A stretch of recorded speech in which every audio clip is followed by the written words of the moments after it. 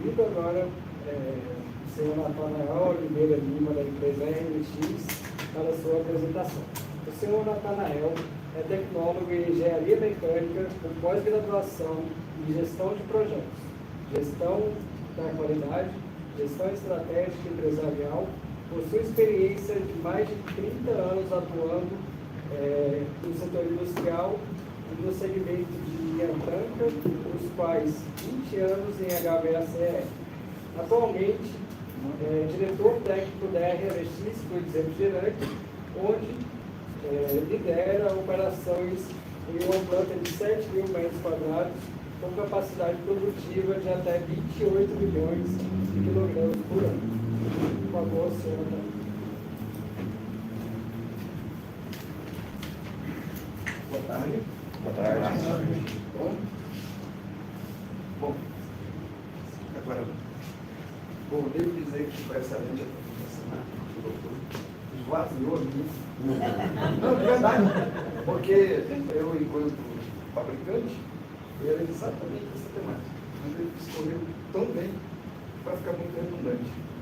Então, vou fazer como o professor de manhã, que focou numa válvula, e aqui eu vou explorar mais um pouco do R32, pelo fato até do que você falou, tem muita coisa sendo dita no mercado, realmente é um fluido que, apesar de ser um A2L, ele é perigoso.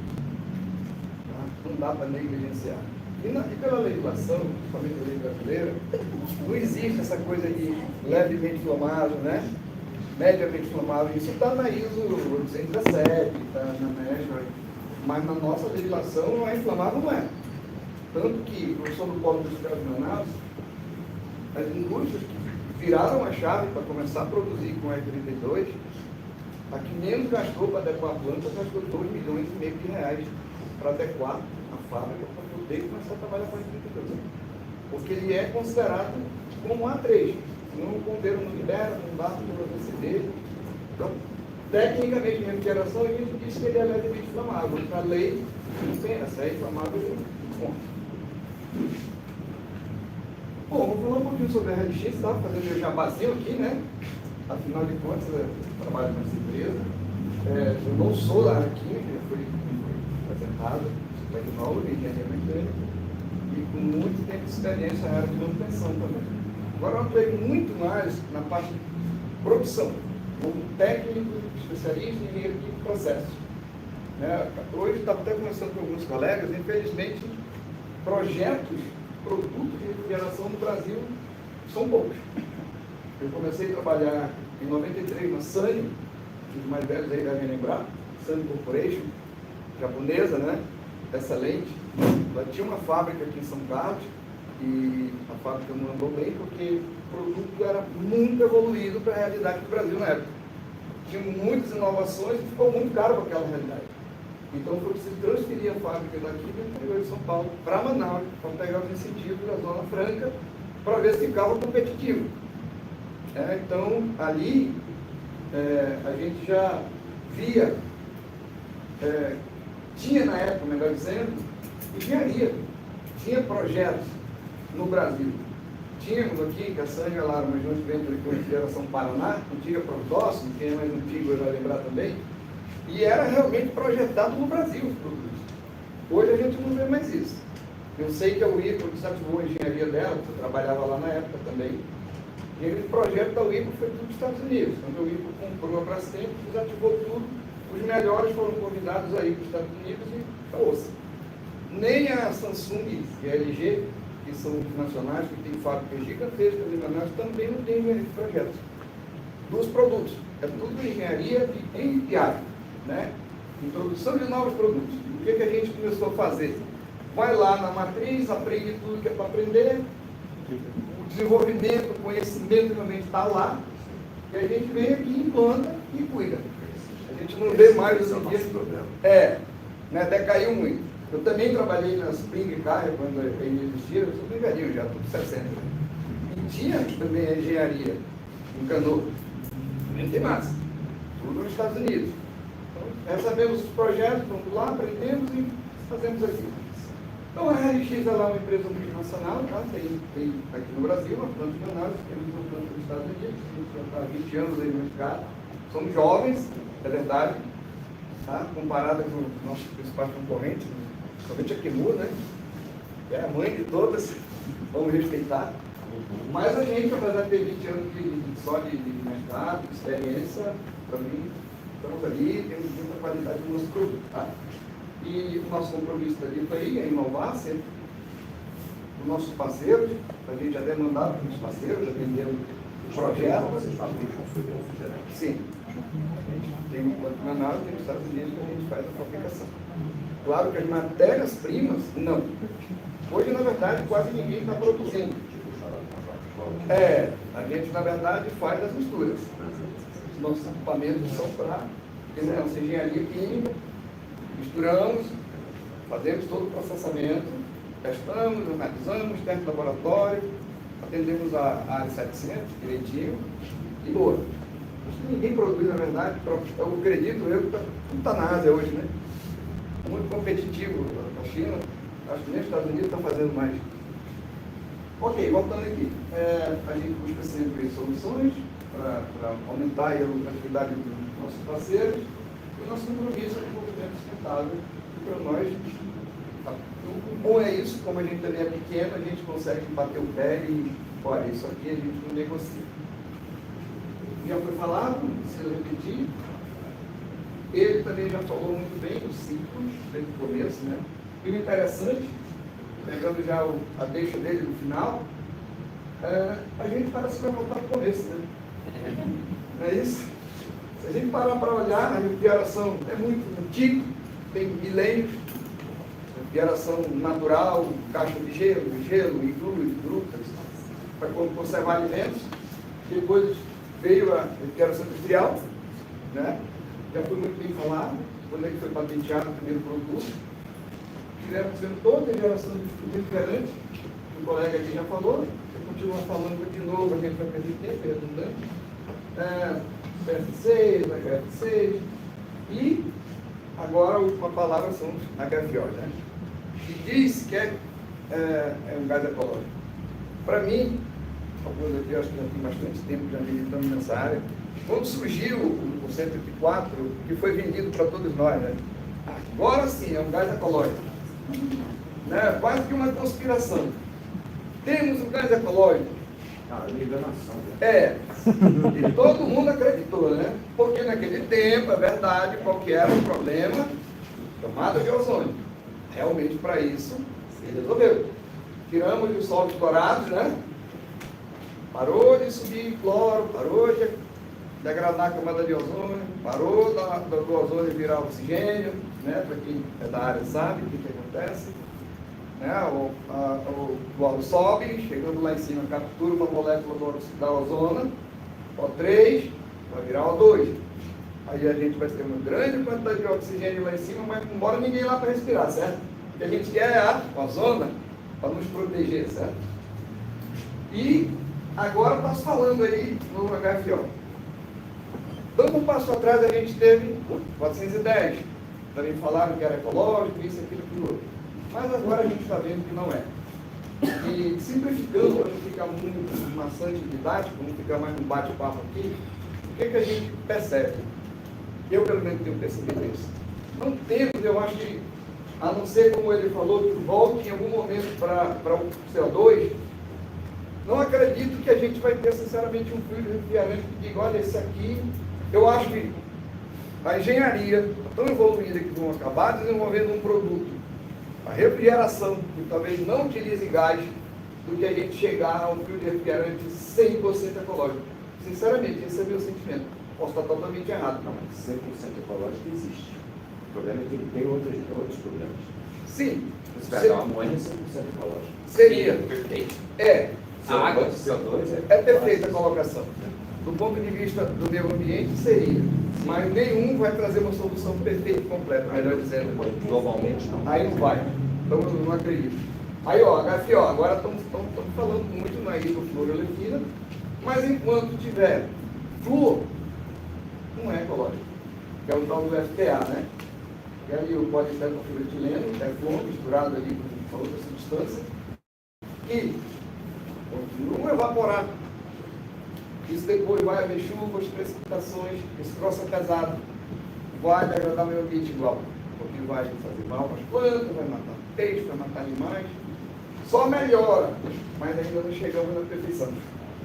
Que bom que está melhorando, pior já teve, né?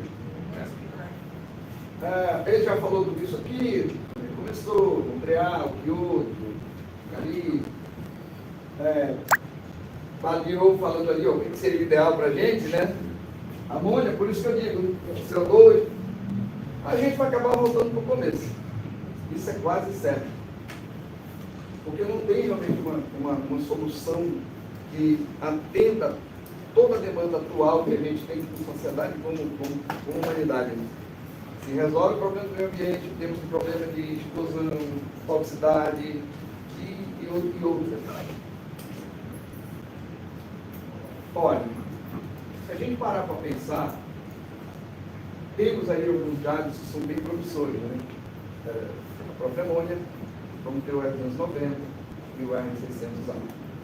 Mas a gente tem que focar nisso aqui, né? Não podemos esquecer da segurança, que é o que ele acabou de falar. Temos que lembrar que ele tem que atender a eficiência energética e a legislação em vigor. Para cada país tem a sua. Agora, como foi falado, nos Estados Unidos, o 454B bomba lá. E na Europa não, exatamente por causa do FTA. Na Europa é mais rígida quanto a isso. Aí a gente vai saber que também o 454B, ele tem um ginásio um pouquinho melhor, né? Em torno de 480 e alguma coisa, contra 667 ali do 410. Não, do 32, melhor falando. Então, isso traz algumas vantagens, né? Também é uma 2L. Agora, qual que é o problema dele? É caro. Algumas sociedades, alguns países podem exigir, olha, eu quero esse produto, porque a economia naquela nação consegue sustentar isso. A Europa pode se dar esse luxo, a Europa rica, né? Não é todo país europeu que é rico. Não fala de generalidade, Europa. Tem alguns que são tops, outros nem tanto. A gente sabe, né, que o 454B ele foi desenvolvido para ser ele, para ficar no lugar do 410. Né? Quem está mais tempo trabalhando, a gente sabe disso. Só que por que não foi? Ele é muito caro para a realidade de países como o nosso, que ainda está em desenvolvimento, para os que ainda estão subdesenvolvidos. Então não é só criar uma solução e depois vai viabilizar. E no fim, o que acabou acontecendo, pelo que a gente sabe, inclusive por eu ser da RLX, a gente sabe o que houve. A Daikin entusiasta disso tudo aí. O que fez a Daikin? Liberou a patente do 32, era dela. Aí, tem inclusive na internet, eu conheço o pessoal da Daikin, eles têm fábrica em Manaus, tem lá 2 senhores que colocaram na rede. Está lá na internet, o projeto do reator para fazer o R32, eles liberaram tudo. Isso meio que atrapalhou os planos das empresas top de linha que queriam lançar aí os seus A2L da vida ali, né? No lugar do 410. Perderam dinheiro. Com essa da Daikin começar a fazer primeiro na Índia, lançou logo o 432, bem mais barato. Quebrou a patente, deixou liberado. Ela foi a primeira que fez, que a gente sabe, né? E viabilizou para o 454B.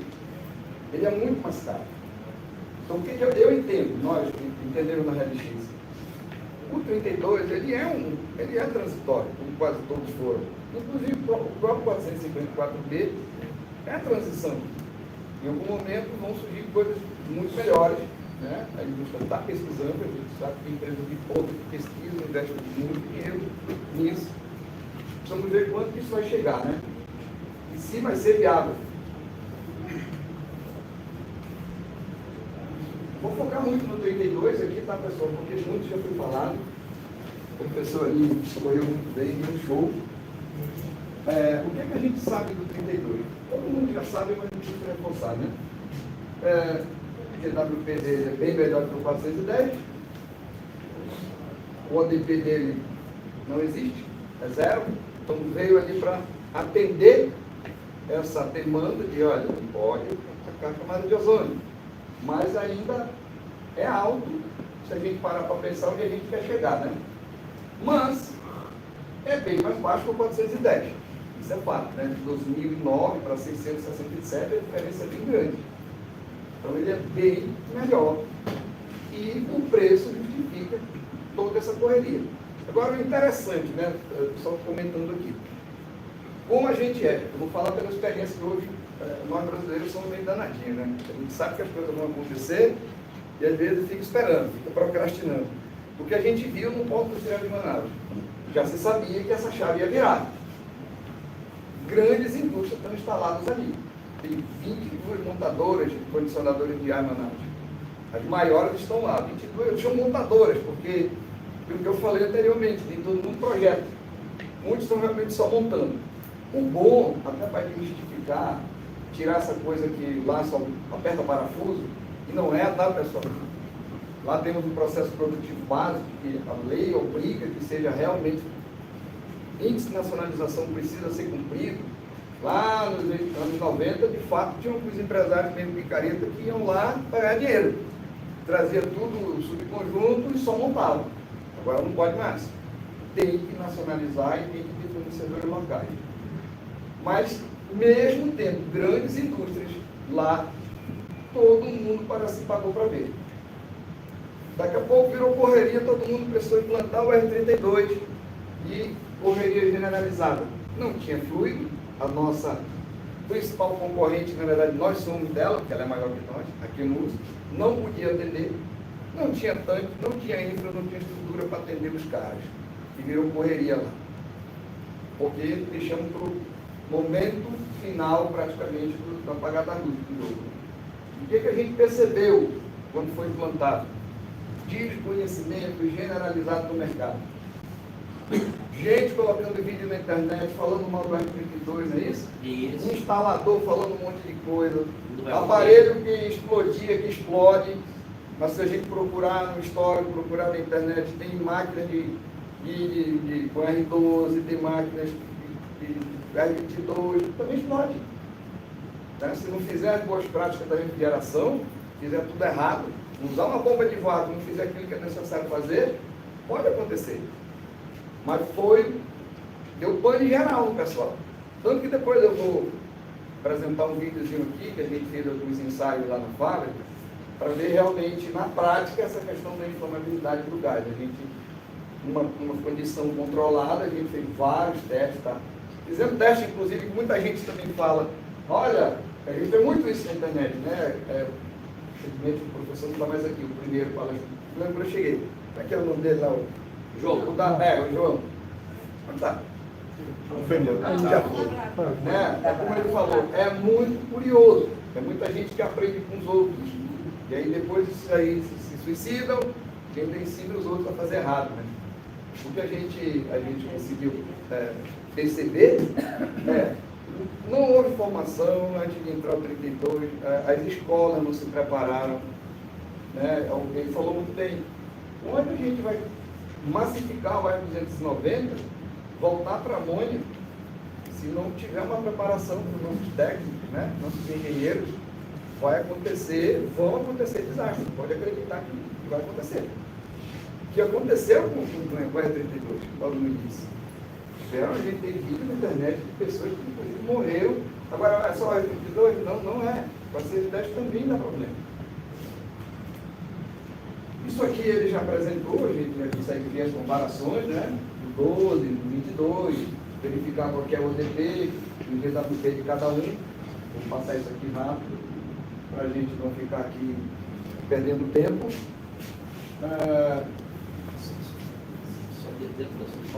Sim, é uma coisa que é interessante, se for botar só um slide, botar ali, né?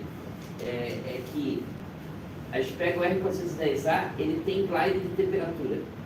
Ele tem um glide de temperatura.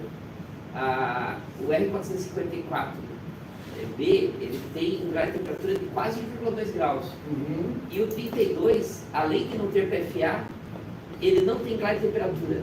Então, quer dizer, não é à toa que o pessoal está fazendo split com o R32, porque ele tem algumas vantagens em cima dos outros que Se ele fosse com GWP de 300, estava tudo resolvido. Eu acredito que sim. Entendeu? Assim, só faltou isso.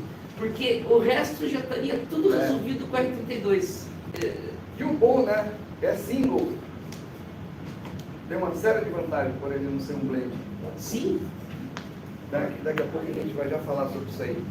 Né? Que ele, apesar dele ser o 410 ser quase azeotrópico, quase, que ele não é de verdade, né? Isso é problema. Se você não usar de forma correta para fazer o carregamento, se colocar de forma de vapor, o primeiro que vai sair, infelizmente, acaba sendo o 32, porque ele é mais um pouquinho mais leve. A gente faz esses testes lá na fábrica, a gente consegue ver isso aí. E aí você tem lá um cilindro cheio, começa a colocar em forma de vapor, vai te balanceando, daqui a pouco a gente coloca no cromatógrafo lá na fábrica, a gente consegue ver que a predominância agora é 125. E isso é ruim. E o 32 ele é muito bom por causa disso, é um gás simples, ele é single, você pode trabalhar ele líquido, de vapor, é quase como se estivesse trabalhando, tirando as pressões do próprio R22. É muito mais fácil trabalhar com ele. Pelo preço que ele tem, meu sentimento está no nosso mercado, aqui no Brasil, como todo mundo virou agora, vai ficar por muito tempo. A HFO vai demorar muito. Vai ir, já existe, a gente está trabalhando lá na fábrica, já temos também um nome nosso desenvolvido, mas a gente sabe que não é para agora. Dificilmente vai ser para agora. Aqui tudo já foi falado, da questão do impacto ambiental, ó, as comparações, aí isso vai ficar muito repetitivo, ele é muito mais eficiente quanto à eficiência energética. A gente vê aqui, ó, 30% a menos em média de fluido refrigerante que a indústria coloca, comparado com 410. É muito melhor, muito mais econômico. O preço compensa. Aqui está as classificações que ele já falou, seria redundante colocar aqui de novo isso. Porque eu falei, ó, ele inviabilizou minha apresentação. Não, desculpa. Mas foi muito boa, muito boa. É coincidência, né? A Duas próxima vez pessoas, vocês combinam aí, vai duas pessoas em lugares totalmente Aí o diferentes. assunto é tão importante. Porque, olha, eu fui refrigerante, legal, vamos falar da segurança e tal, tudo que ele já falou está aí, de novo repetido. Mostrar que ele dá importância. É importante. Mas sim. Bom, um pouquinho falando do 32, né? O fluorete de etileno, é inflamável, dá de aparelho de ar-condicionado, pode ser explosivo, quando misturado com ar. Aqui, isso aqui é importante, ele já falou um pouco, tá? Isso aqui, ó, 13,5. É a concentração máxima que pode ter.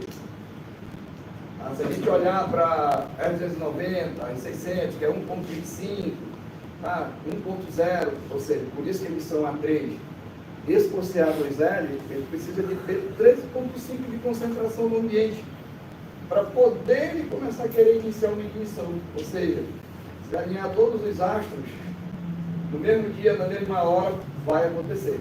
Mas não é por isso que a gente vai negligenciar. É isso que a gente gosta de reforçar.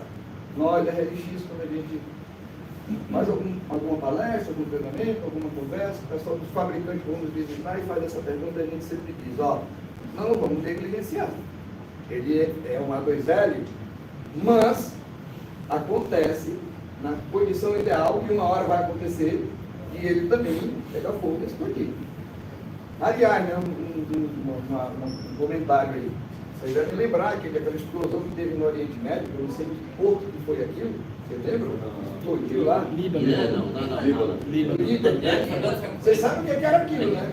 Todo mundo sabe, acompanhou aquilo ali? O que causou aquilo? Aquilo era ureia, que é a amônia, né? Modificada. Olha só, o risco da amônia, né?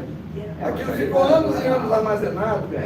Não, sim, mas o problema é que houve um incêndio, por isso que Era uma quantidade absurda. Pois é, se tudo está alinhado, mesmo aquilo que a gente espera que não aconteça, mas se existe a possibilidade mínima, a gente precisa gerenciar. Armazenado no mesmo lugar ainda, imagina. Houve um incêndio ali, uma distância razoável, aquilo começou a derreter, e quase todo o material a gente sabe que vai atingir seu ponto de vaporização, seu ponto de fulgor, seu ponto de explosão.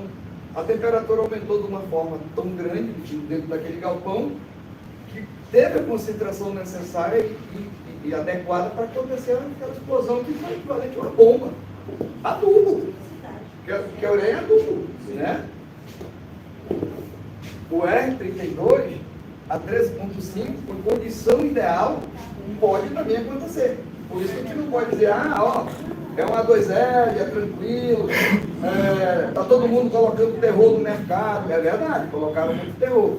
Mas não isenta de dizer que ele é um gás que pode sim pegar fogo, tá? Na condição ideal. Tem até uma explicaçãozinha básica, a quantidade necessária dentro de uma sala. Se você tiver uma sala, para ele conseguir, você vai colocar, fizemos um cálculozinho rápido lá na empresa, 3,65 gramas por litro, tá? Ele é mais pesado. Ele inflama, sim, a concentração adequada, no limite 0,306. Tem mais algumas coisinhas mais aqui para frente. Aqui uma explicação até melhor. Suponha que você tem uma sala de 35 metros quadrados, uma unidade de refrigeração split. A gente focou isso na época porque o terror era com relação ao split. Tá? Se você tiver uma quantidade de refrigerante, mais ou menos de 1 quilo, você vai precisar 27 vezes inferior ao limite de emissão. Você vai ter só, na verdade, 0,011. Você precisa de 0,36. Então é tranquilo trabalhar com R32. Não é para a gente ficar com medo, vai explodir, vai não sei o quê, mas tem que respeitar, né? É o que eu estou reforçando aqui. Não dá para dizer que porque ele é uma 2L, eu agora vou negligenciar.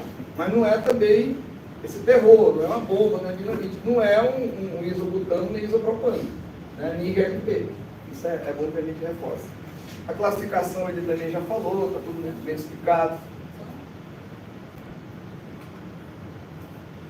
Aqui o R290 e o R600, hidrocarboneto saturado, usado por aquele antinatural, já explicou ele ali a classificação. Eu gosto de usar mais a ISO 117, que é a mesma coisa, né? Ela também tem a mesma, você vê lá, alta inflamabilidade e baixa toxicidade. Ele já explicou tudo na apresentação dele. Como incrível, como é totalmente ao contrário, né? Quando ele tem um bom rendimento para refrigeração, tem sempre a questão da explosividade, alguma coisa diferente. Então, são alternativas sustentáveis, ele já explicou bastante. Eu fico, de verdade, até meio sem jeito de explicar tudo de novo, falar uma coisa chata, redundante, já vimos tudo isso. Aí o R290, esse aqui que é o que está todo mundo apostando nele, né? Parece que tem até um projeto aqui na escola, o R290, não é isso? Eu vi alguma coisa sobre isso, tem. Foi da GIZ. Da GIZ, de ar-condicionado interno. Legal, eu até gostaria de conseguir fazer uma apresentação, depois pudesse ver, quero aprender. Agora, assim, o que a gente tem que lembrar, pessoal, é isso aqui, ó. A gente tem uma norma no Brasil que tem uma certa restrição, né? É o que a gente, o professor aqui falou, e é o que a gente iria reforçando. A gente sabe que lá na Europa, em alguns lugares na Ásia, já tem máquinas até de médio porte trabalhando com R290. Mas a nossa legislação, para aparelhos domésticos e para máquinas que vão ser instaladas em instituições, ela é um pouco restritiva, tá? Até onde a gente sabe. 150 gramas no máximo você pode utilizar. Já para refrigeração comercial, subentende-se, né, que tem pessoas mais qualificadas, já permite uma quantidade maior. Em indústria, a gente tem permissividade de colocar até 15 quilos desse cara numa máquina industrial. Mas, de novo, é outros ambientes, né? Não estou falando aqui de uma casa, de uma escola, de um escritório onde você vai ter geladeira de grande porte, máquina de grande porte, com mais de 150 gramas de gás para 290. E vamos ver como é que isso vai se desenvolver aí, os fabricantes, né? Eu gosto de dizer que o fabricante do fluido refrigerante, ele tem que produzir o fluido e entregar com a qualidade que o projetista precisa, o fabricante do equipamento. O fabricante precisa realmente se preocupar e a gente está aqui só para fazer a parceria, adequar o que for necessário, mas o fabricante do equipamento precisa realmente, como disse o professor durante a manhã, estudar e se preparar no que ele está fazendo. Porque um projeto equivocado pode depois ser catastrófico, certo?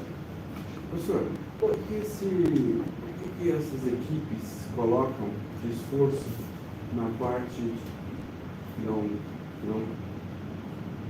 pode ser compensada pela deficiência de capacidade do técnico, no que diz respeito a sistemas à prova de erros, por exemplo, onde no caso do R32, o GHP é o dobro do ideal que seria para trabalhar e compensaria bastante. O único fator negativo dele que se vê na indústria de desenvolvimento de sistemas que compensam uma eventual falha humana. Sim. O que a gente vê, tá? Os grandes fabricantes realmente colocam um sistema mais inteligente.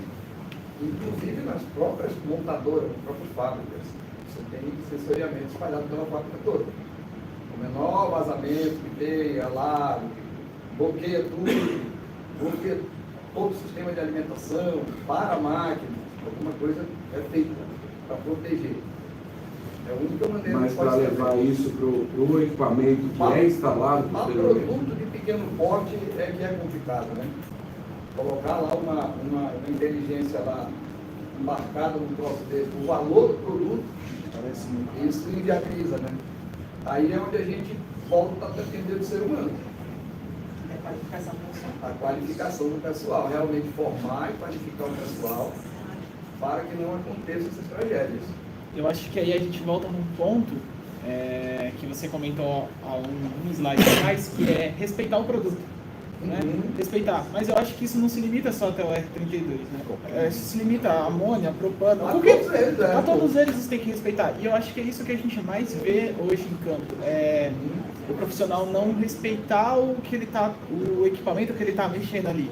Porque cria-se realmente um alvoroço sobre o R32, que explodiu o equipamento e tal. Mas quando você já vai ver mais a fundo, depois que baixou o fogo, poeira, vamos dizer assim, a poeira baixou, você vê que o técnico fez alguma coisa, ele fechou uma válvula que ele não deveria, É quase fez sem válvula, válvula, né? entendeu? E aí recai a culpa sobre o produto ou o equipamento, sendo que não é exatamente esse o ponto. Né? E é por isso que eu falei, quando eu não Aí, Gustavo. Gustavo, Isso. tá bom, Gustavo. Por isso que eu falei agora há pouco. O fabricante daquele produto, ele já foi falado aqui pelos outros colegas que palestraram aqui. Ele tem a responsabilidade, sim, de selecionar os melhores componentes, o que ele vai fazer, né? O fluido está lá, existem vários fluidos refrigerantes. O fabricante do equipamento, ele está projetando uma máquina, um equipamento para atender alguma demanda. Então, as melhores seleções, as melhores escolhas, é uma responsabilidade do fabricante. Também não pode isentar o fabricante. A gente sabe que muitas vezes é falha humana, mas também é muito mais fácil qualquer coisa querer jogar também nas pessoas. É necessário minimamente que o fabricante pense, coloque, como diz o japonês, né? Um pouco aí o quê? Coisas à prova de burro, ainda que o cara queira fazer uma bobagem, o que ele pode fazer ali para impedir? Senão fica muito fácil. Larga qualquer produto no mercado e é culpa do técnico, é culpa do... Eu só um comentário em questão da capacitação. Tá? Eu vejo que os fabricantes no Brasil, até porque nós não temos uma legislação como na Europa, que se você for num home center, tem que ser um técnico formado, registrado no governo para levar um aparelho split. No Brasil nós não temos essa legislação.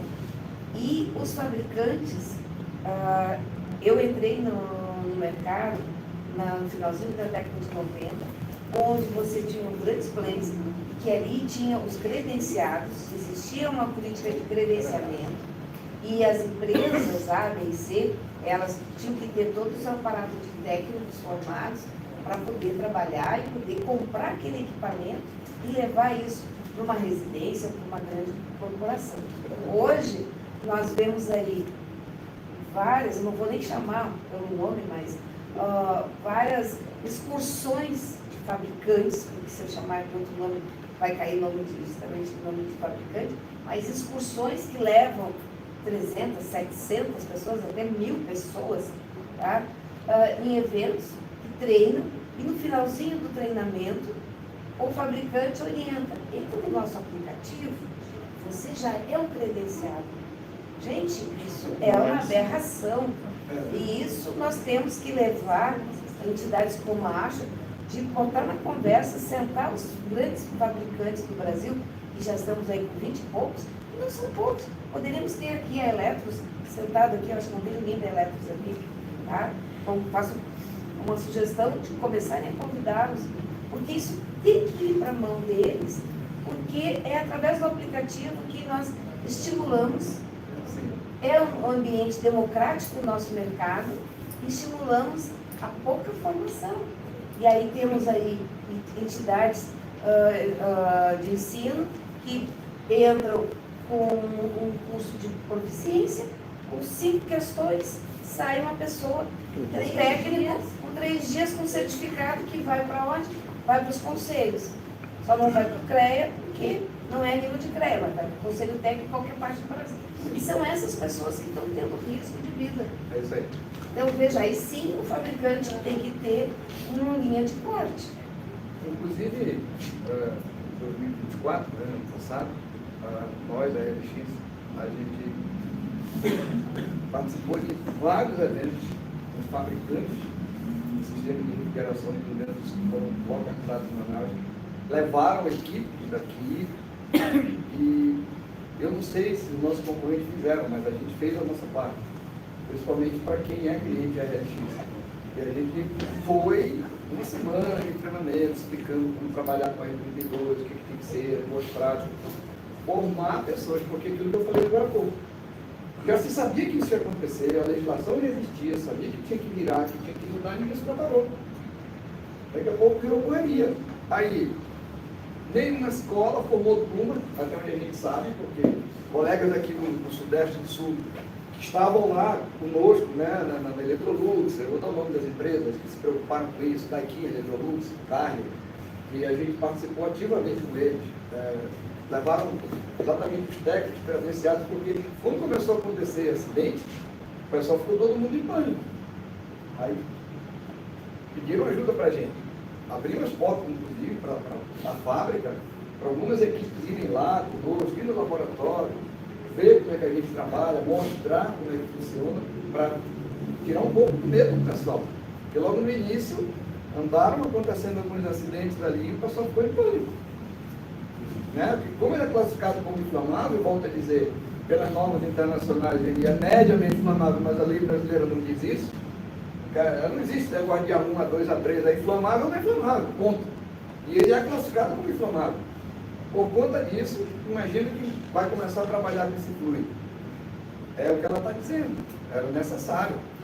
E houvesse uma preparação melhor alguns anos antes, né? Formar a Senai, começar a formar as pessoas. Acho que a indústria tinha que ter feito isso. Né? Uma das entidades lá da indústria, um dos sindicatos dos fabricantes, sei lá, olha, vamos investir para formar, porque a gente vai mudar isso aqui e não tem mão de obra qualificada. Esse troço, ele tem um certo risco. Não houve, ficou todo mundo parado esperando acontecer. Essa formação certamente deve estar envolvida com um trabalho padronizado, que é fundamental para que se possa realizar com segurança, inclusive. A gente fala muito dessa questão do respeito pelo meio do comportamento dos técnicos, mas quando se fala em qualquer o que é extremamente importante, a gente deve lembrar que a maioria deles é extremamente barato, não o contrário. Então, eu não vejo um motivo pelo qual se faz um esforço maior, já que a única grande área de oportunidade a ser trabalhada é essa, e a gente acaba não vendo, ou não pode ser apresentado, casos reais de esforços da indústria nessa área de oportunidade, que traria o R32 para o jogo muito facilmente, com muita economia, questão de C5 e tudo mais. Né? Eu concordo, é o que ela falou, para a gente voltar aqui no ponto por causa do tempo. O que a gente vê? Já, né? O que a gente vê, na verdade? O que acaba acontecendo isso aí? A legislação é muito branca. Ela acabou de falar isso aqui. É muito branca. Antigamente, bem antigamente, quem é mais velho, a gente sabe que, poxa, você tinha que ser realmente profissional, você precisava fazer um curso, você tinha que ter cilindros transportáveis para poder comprar gás. Agora está todo mundo indo com cilindro descartável, com uma bomba na mão. Ou seja, está muito largado. Já foi melhor esse nosso país aqui, a gente já teve mais, já obedeceu mais às leis, às legislações, né? Agora isso não existe mais, a gente vê que todo mundo entra, faz, é aquilo que é o mais barato, a pessoa leva um um técnico, entre aspas, para dentro da casa dele para fazer um serviço, não sabe qual é a formação, não procura saber, porque é da nossa cultura, a gente quer pagar no barato. Assim, do ponto de vista tecnológico, estamos indo lá para o começo, mas do ponto de vista de pessoas, estamos saindo totalmente do começo. É isso aí. Porque o que se fazia antigamente era muito mais profissional do que o que se faz hoje. Bom, para finalizar aqui, o vídeo não vai dar para passar, porque acabou que a gente virou um bate-papo. Dá uns 12 minutos. É. Então, assim, gente, Não tem como acelerar ele para pular a gente pode colocar os pontos mais importantes. Só para ver, olha, o S32 aqui, pega, não pega. O que eu tinha para dizer em relação à RLX, tá? A gente está focando realmente mais no 32, no R290, tá? E no 410, que ainda tem muita máquina instalada. Já temos gás HFO? Já, mas a gente não acredita que isso vai bombar, como a gente costuma falar. Tá, dá para acelerar aqui logo aí. Aqui rapidinho, eu vou explicando aqui, tá bom? Eu vou explicando aqui. É rápido aqui, dá uma pausa aí. O que é que a gente fez na verdade? Aqui estão todos os gases conforme a classificação. A gente está vendo aqui, ó. O R600, isso aqui é R600, essa botija. Está lá o A3, o R32, 410 e 104. Aí a gente fez algumas simulações ali para tentar forçar, tá, a ignição do gás. Uma coisa que eu queria falar aqui, tá, pessoal? Tem que tomar muito cuidado com relação ao R32, tá? Por ele ter flúor, tem que tomar cuidado na hora que ele pega fogo. Porque ele vai, por pirólise, ele vai se desdobrar e vai virar um ácido poderoso. Você, quando queima ele, começa a sentir, é rápido que você começa a sentir asfixia, a garganta começa a travar, começa a arder todo o nariz, porque ele vai virar ácido fluorídrico, tá? Para quem é da área de refrigeração aí, que eu queria só deixar essa informação, até para vocês compartilharem conosco, nos ajudar. R32, não se deve instalar R32 sem primeiro fazer um excelente vácuo do produto. Tá? O que a gente sabe pela nossa experiência de laboratório, que causa essas explosões, é a presença do ar, do oxigênio que está lá. O cara vai lá, liga a evaporadora, não faz vácuo, não faz nada, só faz liberar o gás. E outra coisa que a gente gosta de aconselhar, por experiência de laboratório nosso lá, abra primeiro o fluido refrigerante, espere estabilizar, porque se você liga primeiro e vai abrir a válvula, isso a gente simulou no laboratório, é aí que acontece o problema da explosão. Você tem o ar, tem óleo dentro do compressor, ainda mais no inverter, né? Que parece que acontece mais com o inverter, mas é evidente, ele parte numa rotação bem mais alta. O sistema não está inundado. Você só tem o quê? Óleo, o ar, e ele começa a girar. Quando tu começa a jogar o R32, que está chegando em pequenas quantidades, temos o efeito legalzinho que a gente precisa para explodir. Quantidade de óleo pulverizado, o gás agora A2L que vai enriquecer com óleo, oxigênio, calor dos rotores. É aí que acontece o problema. É aí que tem que treinar melhor as pessoas. Então, o que a gente recomenda como fabricante fortemente? Tem uma bomba de vácuo. Quem aqui é dono de empresa, quem aqui é líder, formador de opinião, reforça isso, porque esse é o grande problema. É não bater vácuo no produto, quanto maior o produto, pior o problema. E o que é o ideal fazer, pessoal? É o que eu acabei de dizer. Conecta, bate vácuo, libera o gás, deixa estabilizar para ele não partir cheio, porque daqui a pouco vai ficar desarmando. Estabilizou, liga. Por mais que vá dar GNC, que ainda tem a presença de algum ar lá dentro, que GNC não é bom para o serviço de refrigeração, por mais que tenha alguma umidade, depois disso vai acabar também se desdobrando e virar ácido fluorídrico daqui a 5, 6 anos que o gás vai virar, se a umidade ficar lá, mas não vai explodir, não vai matar ninguém. É mais um problema de vida útil do produto do que um acidente grave. Ok? Vamos rapidinho aí, mestre. Acelera para a gente ver só a parte do produto, coloca fogo no cara, mais para frente.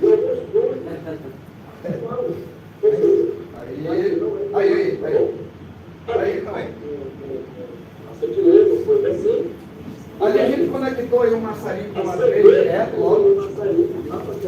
Profissional, uma marca bem conhecida, com certa ligação, mas é um maçarico bem comum, profissional, para o ar para colocar a pressão aqui, 600, e vamos também fazer o segmento Daniel. Aí o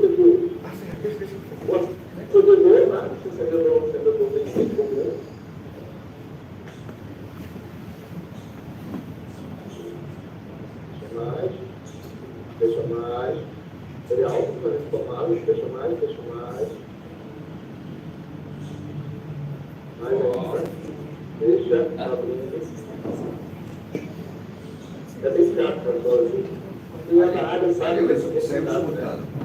Vai 600. O cilindro de R600. E só tem ele ali no maçarico, não tem outro. Só nada disso, só isso.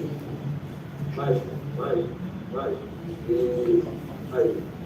Aí é normal, né? É inflamável. A gente forçou vocês. A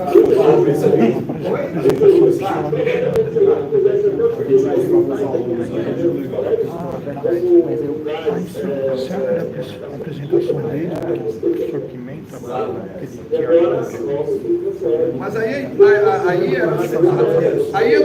tá chovendo molhado. Mas a ideia era mostrar para ele, olha. Porque como a gente falou das classificações, por isso que a gente ficou ali, o que é uma 3, o que é uma 2L.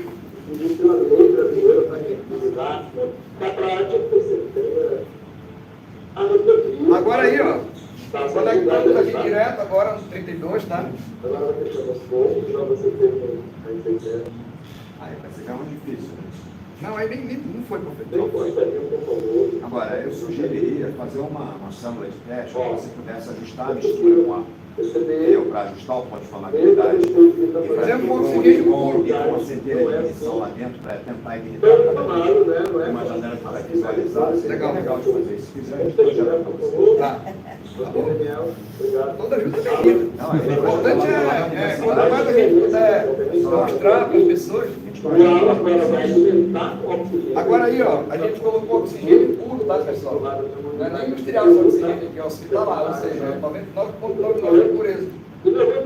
Vai enriquecer realmente. Oxigênio? Colocando. Agora você misturar. Sim. Tá. É o que eu estou dizendo. Justamente ajustar o limite de flamabilidade. O gás puro, outra coisa. Ele está no cilindro de oxigênio medicinal. Mas como Se tivesse uma câmerazinha, né? entendeu? Teste, tal, você podia medir até a energia liberada. Legal. Ou a temperatura. Se quiser, a gente projeta uma sala de teste para vocês. Com certeza. Eu agradeceria. Fazer A apresentação do dado aí pra gente. claro.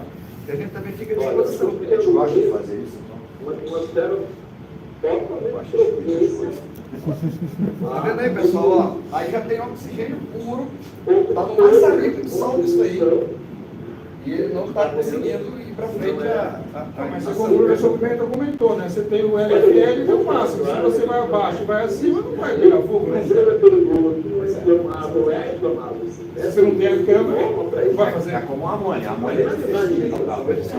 O programa intervalo, a realidade dela é bem apertadinha. Então você vai acertar muito na mistura. Ó, aqui a gente pegou o maçarico magno. Era para pegar fogo agora aí, tá? Agora eu não estou mais com isqueiro, eu estou com maçarico de solda para meter fogo no cara aí. Você vê que ele faz sinal de que quer pegar fogo um pouquinho, mas é para provar que realmente ele é levemente inflamável. Só um pouquinho, porque ele está muito rápido, pode ser que ele Toda a combinação. porque aí você já vai um pouco, deixa mais um pouco. Olha, é possível ver que o 32 puro ali na chama direta também não está pegando fogo, ok? O próximo passo que a gente vai demonstrar para vocês é agora A ideia era mostrar o 32. Tá? Você vê que a gente foi, mesmo com o maçarico, a gente foi gradativamente fechando, fazendo bem lentamente. E em algum momento ele conseguiu pegar um pouco de fogo, tá? Mas ali esse maçarico magno ficou alimentando. Ele sozinho ele não evoluiu o fogo. Agora o que aconteceu foi a formação do ácido fluorídrico. Já deu para sentir nariz ardendo e é muito rápido. Então, muito cuidado quando estiver trabalhando com 410 e o R32, quem trabalha... Ele pode se formar dentro do sistema. Forma. E aí pode causar corrosão, causar É isso que vazamento. acontece. Só para... Trabalhei muito tempo como técnico de processo, nas grandes empresas de ar-condicionado, e a gente vivenciou muito isso. Aprendi muito na SANY. A SANY tinha laboratório muito forte. Japoneses, né? Convenhamos, eles são fera nessa questão da qualidade. A gente conseguia fazer essa simulação. Tanto é que num produto de 31 litros de volume, grande limite de volume total, um condicionador de janela, split, a gente recomendava, o melhor que a gente encontrou foi uma bomba de vácuo, tá, de 18 metros por hora de vazão. Porque se ela for também uma super bomba, ela faz a transição tão muito rápido que ela vai fazer vácuo, a umidade vai cristalizar. Mas você tem que substituir o sistema. Pelo vácuo. Porque você não tem outra maneira, você fazer vácuo com a bomba adequada, não pode ser mais. Remover a unidade do sistema é outra história, não é o vácuo. Eu sei. Eu estou falando, eu sei como é que a gente trabalha com a indústria, tá? Não, eu sei. Utiliza uma bomba de vácuo na vazão adequada, é isso que eu estou querendo dizer. Porque se você coloca uma bomba muito grande, que pouca gente sabe disso, acha que colocar uma mega bomba lá mais rápido, não é. Se ela fizer um vácuo quase que instantâneo no sistema, a umidade cristaliza, você não tira ela de lá. E isso os japoneses nos ensinaram lá na Santa. Você precisa... Condensa, ele cristaliza, ele nem condensa. Ele vira floquinho de gesso dentro da tubulação. É preciso uma bomba adequada, no vácuo laminar, para ela ir caindo lentamente, a pressão vai caindo, vai virando vapor de água, ela vai capturar. O procedimento que eu conheço é desidratar o sistema, pressurizar com nitrogênio e depois eu fazer o vácuo em cima do nitrogênio. Sim, mas é isso que eu falo. A indústria a gente não faz isso. A gente deveria dimensiona, pressurizar, mas não precisa. Está vazamento, pô. Não, mas é outra maneira. Com gás hélio, hidrogênio é diferente. Está. O nosso métier lá é diferente. Vocês trabalham aqui na reparação, no laboratório, escala industrial não dá para ser assim. Tá? Então, é desidratado via vácuo. Só que você não pode colocar uma bomba robusta demais, porque a transição é muito rápida, vai formar cristais, não vai sair umidade. Depois que você coloca o gás... Depende do tamanho do sistema também. Se o sistema é muito grande, você pode isso aí. colocar uma bomba. É isso aí, é compatível. Tá? O que eu disse agora há pouco? Um sistema que tem 32 litros de volume é uma bomba de 18 metros por hora. 4 minutos de vácuo é suficiente. Ok. Tá? Isso aí ali a gente testa para encontrar para escala industrial. É preciso fazer uma medição de vácuo 24 horas depois, porque tem vazamento virtual, vazamento real. Às vezes a umidade que ainda está, ela começa a liberar o apoio do sensor pirâmide, enxerga aquilo como vazamento real e não é virtual, é umidade se formando. Tá?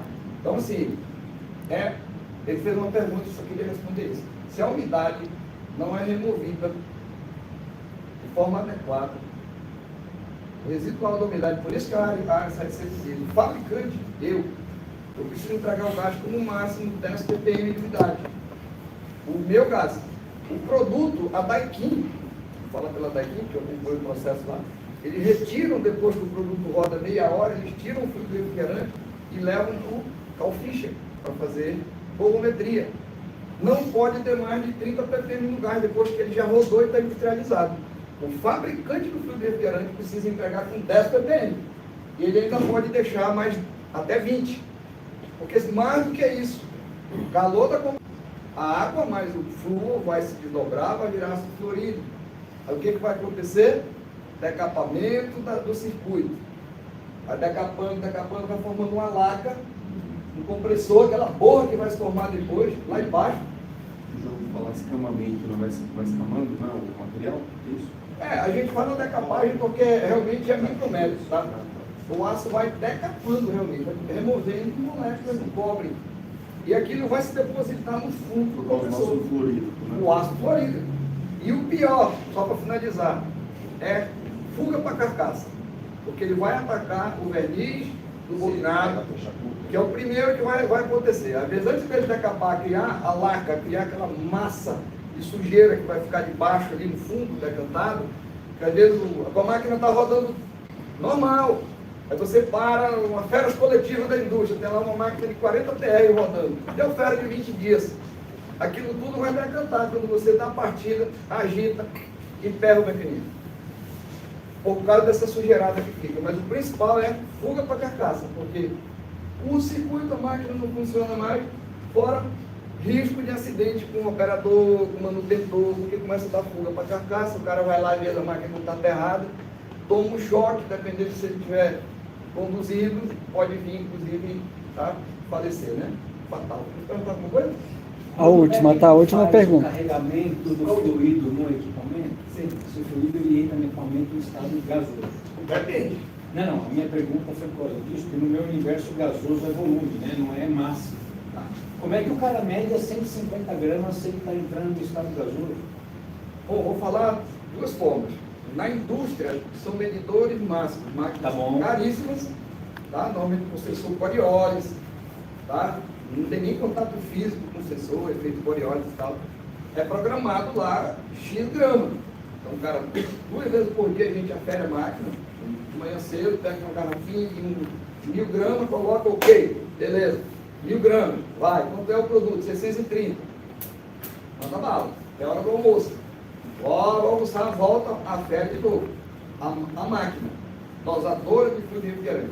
Os maiores fabricantes dessas máquinas, a gente tem a Granco, que é marquesa, Galileu, que é italiano, tá? São as que dominam o mercado. Na prática, o ideal é com a balança. Aquela balancinha de técnica de refrigeração que ninguém gosta de comprar. Mas aí pesa o recipiente antes isso e aí. depois? Pesa, Não, eu pesa perguntei ele. porque eu nunca vi isso. Pois Falei, é, se for assim, é o lascou de vez, né? Porque É isso aí. ninguém pesa antes e nem depois. Não, né? não é Mas assim. tem a balança. Se você coloca, rapidinho, gente. Se você Eu nunca coloca, vi o cara se pesar. você põe o cilindro em cima, tá? E você vai lá na tabelinha, o fabricante está lá escrito. Não, beleza. Se Aqui o é cara tem que 600 pesar, gramas. ótimo. Eu nunca vi ninguém pesando, por isso que eu perguntei. Não faz, Como esse que é o problema. Não, é exatamente Por isso o dá que você retorno. falou. É, exatamente Essa história de colocar por pressão, não sei o que, a Esse é o temperatura problema. ambiente tem influência, nunca vai estabilizar. Correto é por massa. Se você manter um bom vácuo no produto, tirar o vazamento, colocar por massa, tiver tua balancinha de refrigerista, cara, é fechar e dar um rendimento. Não tem erro. É que vai se levar temperatura, não sei o que, aí está frio, está quente, olha o retorno. Aí tá certo. Olha, é desse nível, não sei se todos já tiveram a oportunidade de participar dessas palestras de fabricantes de aplicativo, que depois mandam um aplicativo. É assim que os caras explicam. Mas é assim, É assim. Ok, gente? Obrigado. Tá? Né? Agora,